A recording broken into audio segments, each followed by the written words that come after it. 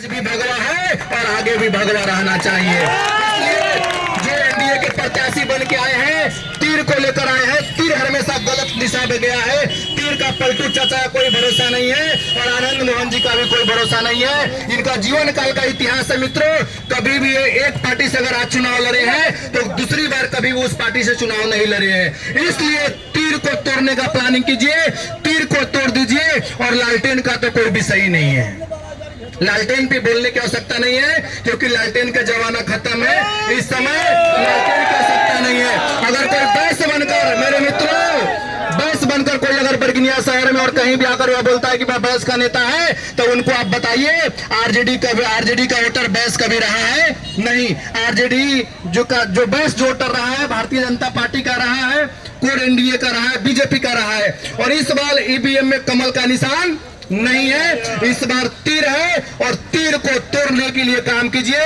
क्योंकि अगर एक भी सीट कम होता है तो नीतीश पलटू चाचा है और पलटू चाचा पे कोई भरोसा नहीं कर सकता है मेरे मित्रों।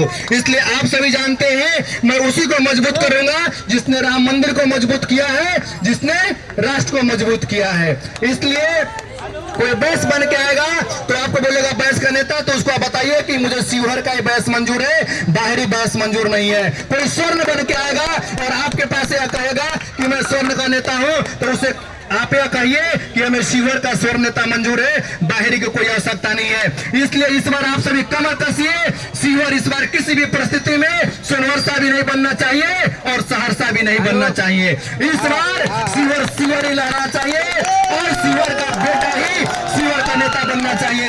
शिवहर में कोई बाहुबली नहीं है और कभी बाहुबलियों का नहीं चलेगा। 1990 और 98, 99, 2000 का शिवहर नहीं है मेरे मित्रों, 2024 का शिवहर है। और यहाँ भी फिर पहले भी भगवा था और आज भी भगवा है, क्योंकि मैं लक्ष्य को लेकर चला हूँ। लहराएंगे भगवा, नहीं होने देंगे शिवहर को अगवा।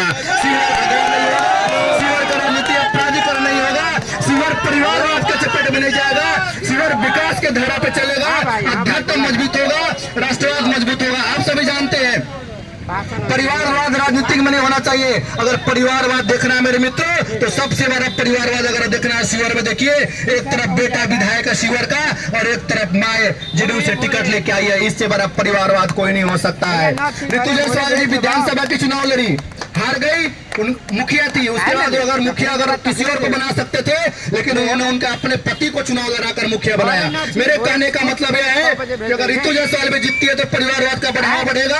आनंद मोहन जी, लवली आनंद जीतते तो परिवारवाद अभी है और बढ़ेगा। लेकिन मैं जीतूंगा, अगर मेरा कोई उत्तराधिकारी का बात आएगा तो आप सभी में से कोई मेरा उत्तराधिकारी बनेंगे, मेरा कोई परिवार उत्तराधिकारी नहीं बनेगा, कभी नहीं